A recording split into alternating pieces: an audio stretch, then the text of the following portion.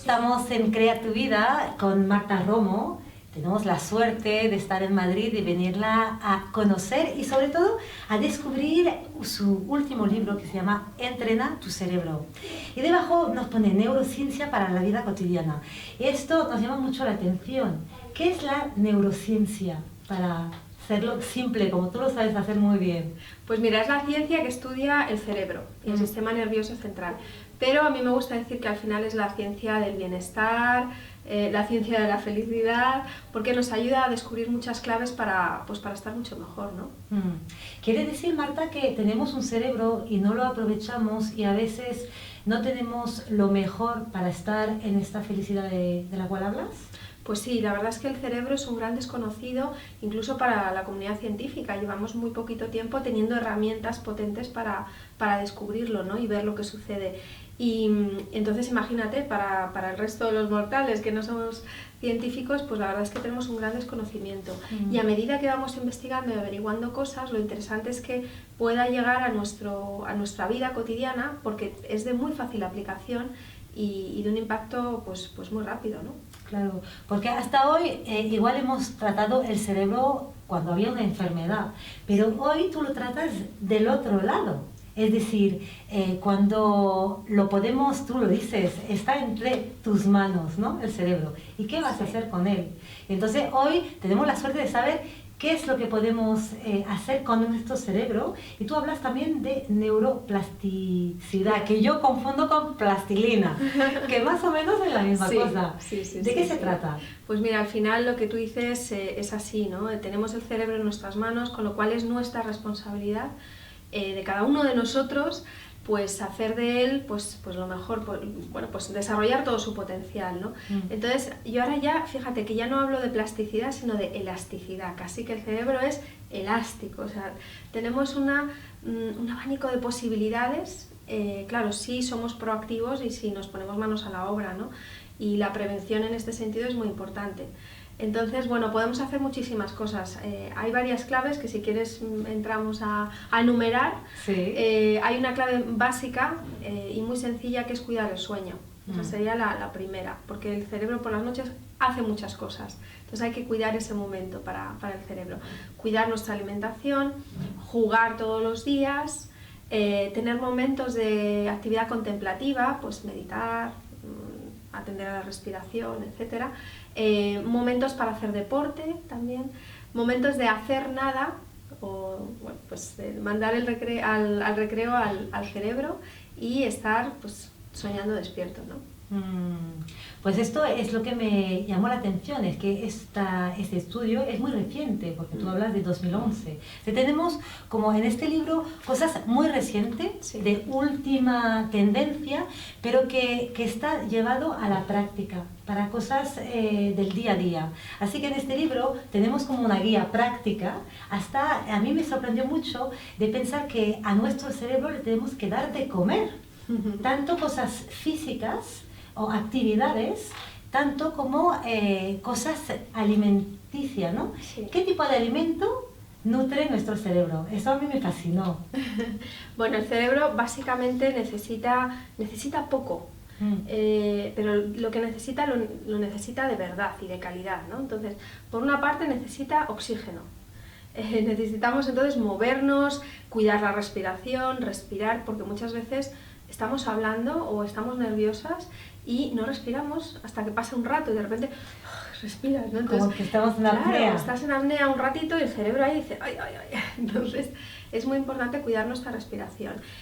También el cerebro se alimenta de glucosa, necesitamos glucosa. Y claro, aquí diréis todos, bueno, pues los caramelos, los dulces, el chocolate. No.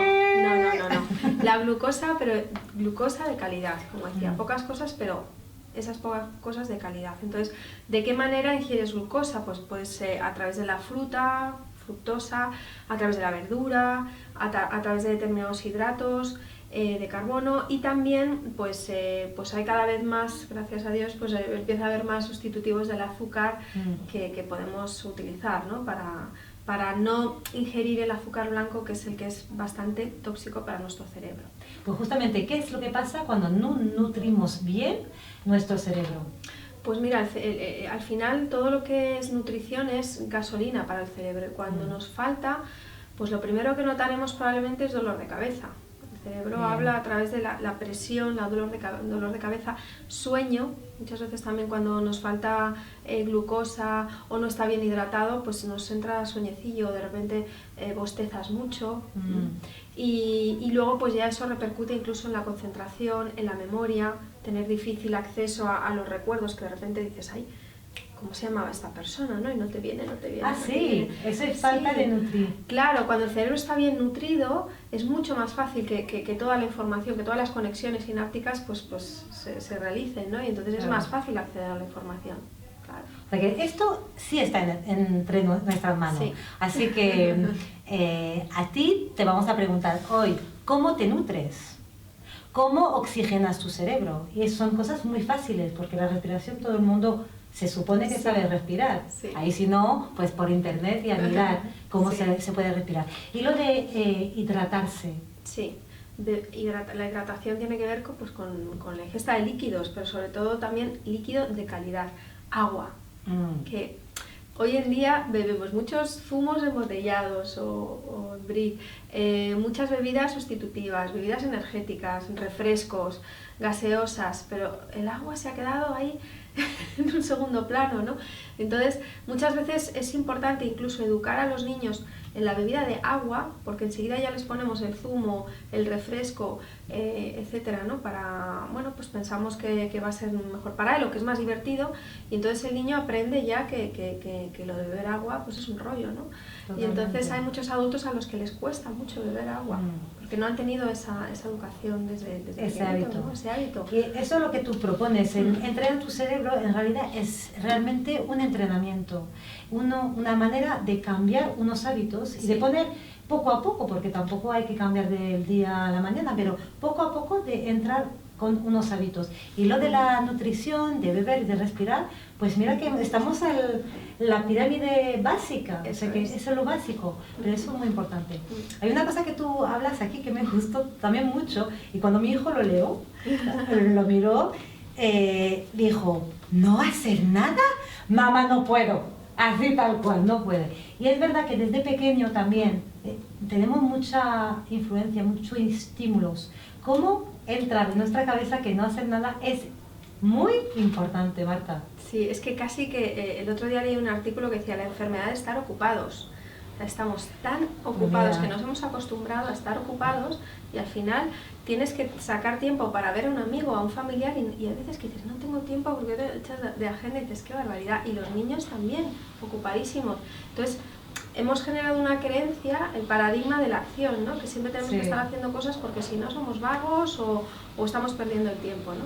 Y no es así para nada. Entonces, aquí de vez en cuando hay que programarse momentos para, pues eso, no hacer nada, para estar absolutamente pues libre, porque hay gente que dice, bueno, pues a lo mejor me pongo a concentrarme en la respiración o leo un libro o veo... Pues sí, el no hacer nada es esto, es no hacer absolutamente nada. Y mi hijo me dijo, bueno, pues voy a mirar la tele y ya... No, eso ya es hacer algo. Hacer nada es pues estar sentado, tumbado, cuidado sin dormirse, porque entonces ya es hacer algo, y dejar que tu cabeza pues piense lo que quiera. Que soñar despierto, esto que de niños en el cole nos decían que no hiciéramos, pues nuestro cerebro lo necesita, justamente. Sí. Un poquito.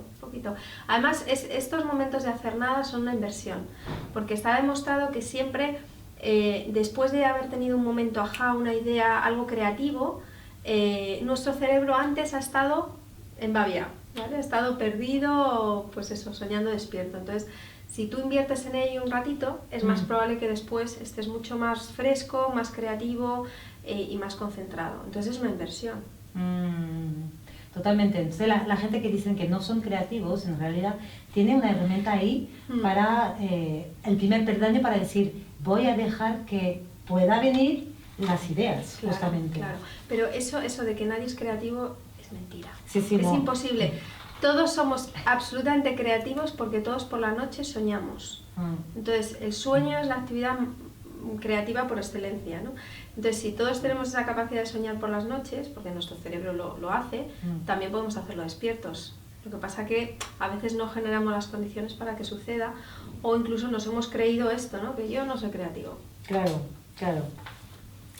Y hay una cosa también que es muy interesante, que tú hablas así muy sencillamente, en realidad, son de las ondas, justamente, como hablamos del sueño.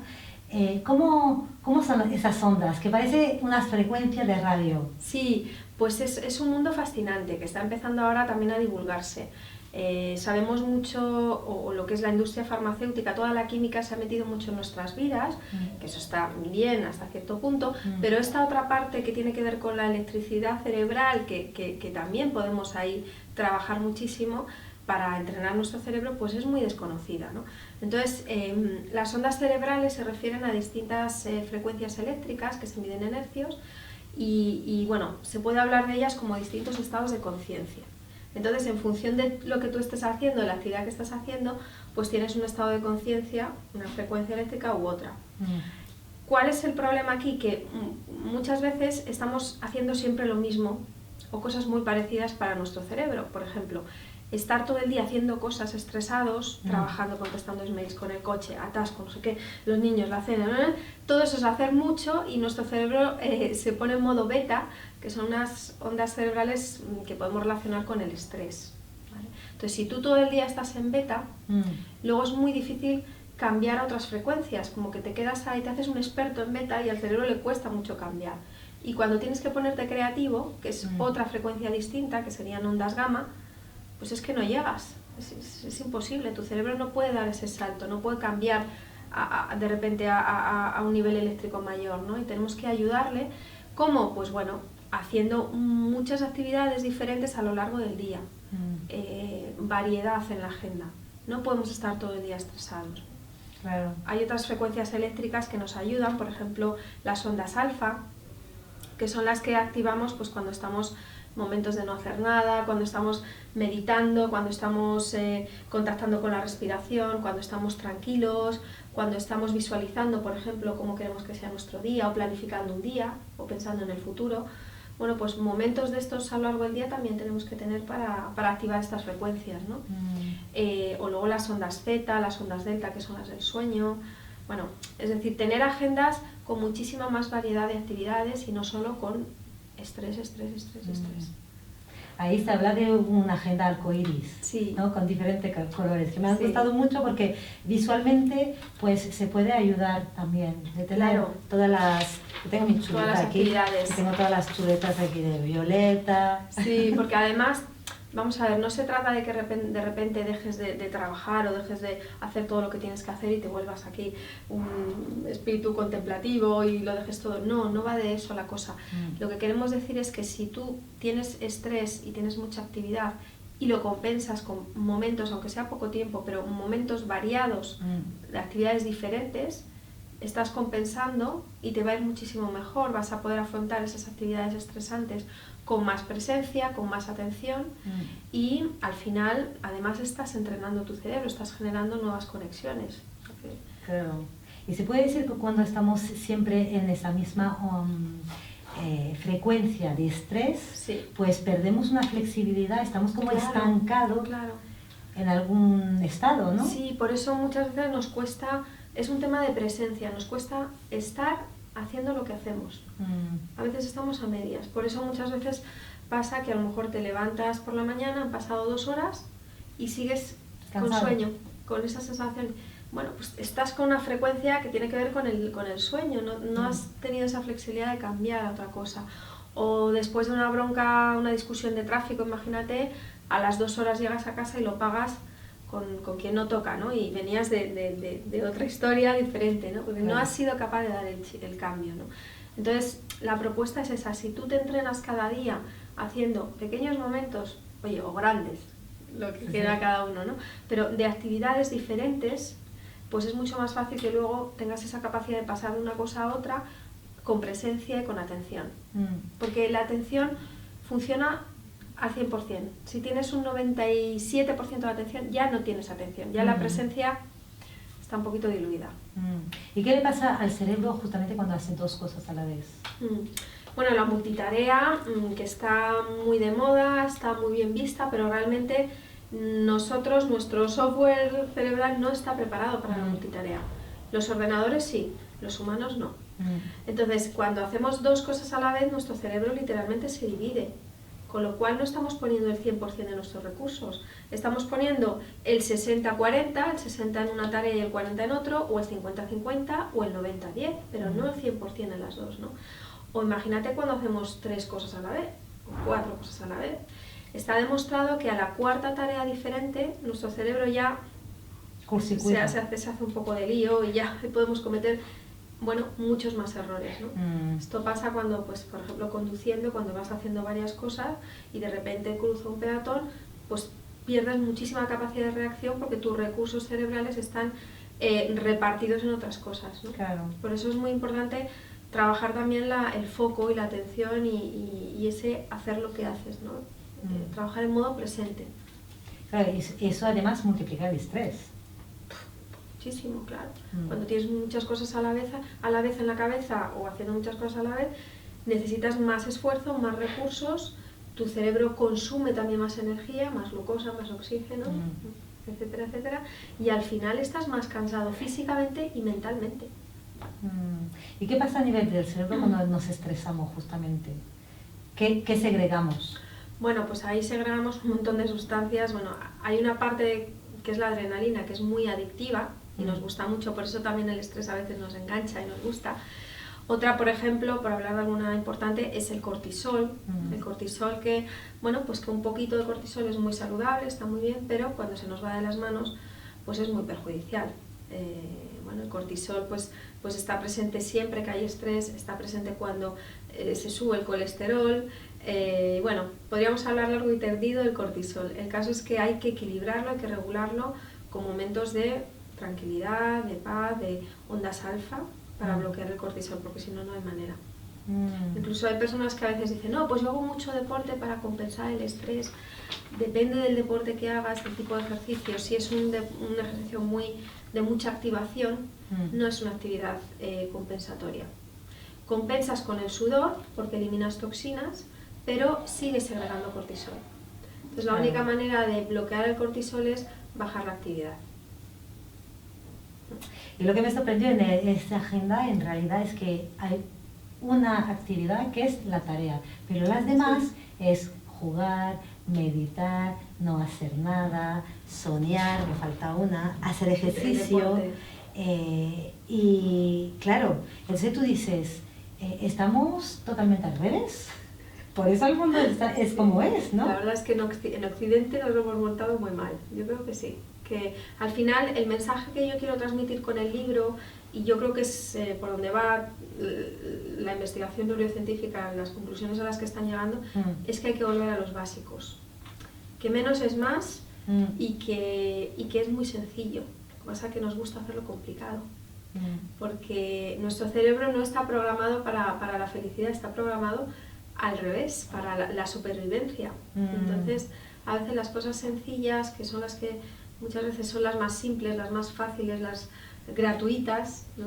Porque todo lo que planteamos es gratis, ¿no? Sí, jugar, totalmente. Soñar, no hacer nada, no necesitas nada, ¿no?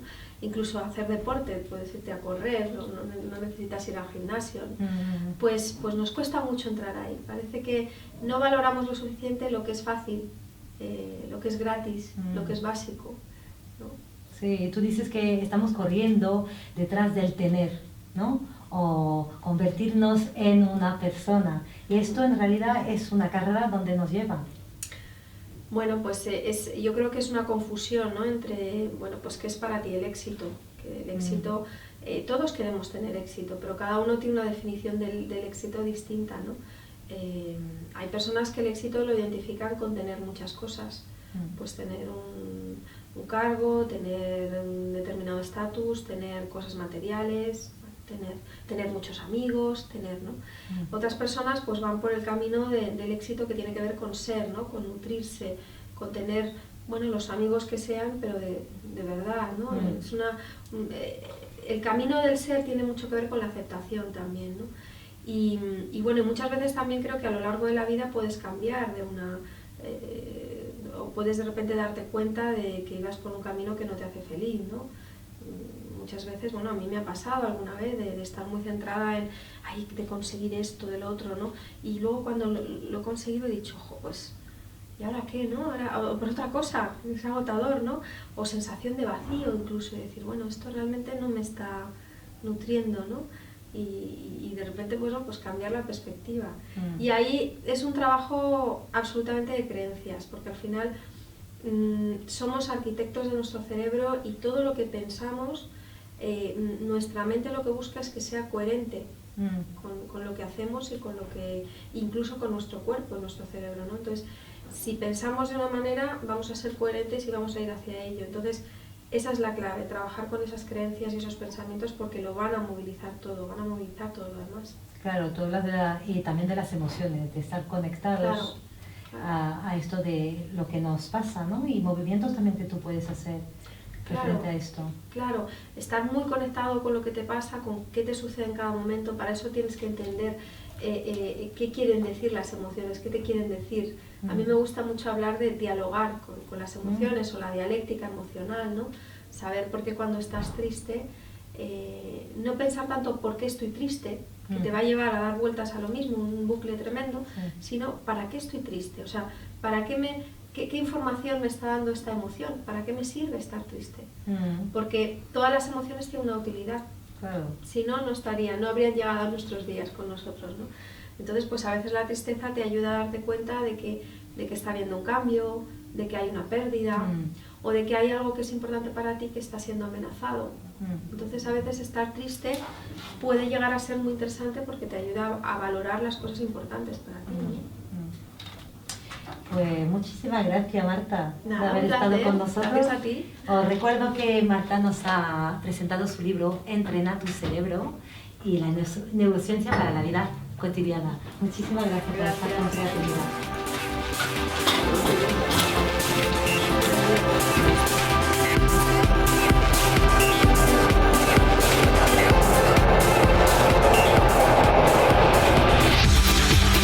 Happy secrets for you and for me.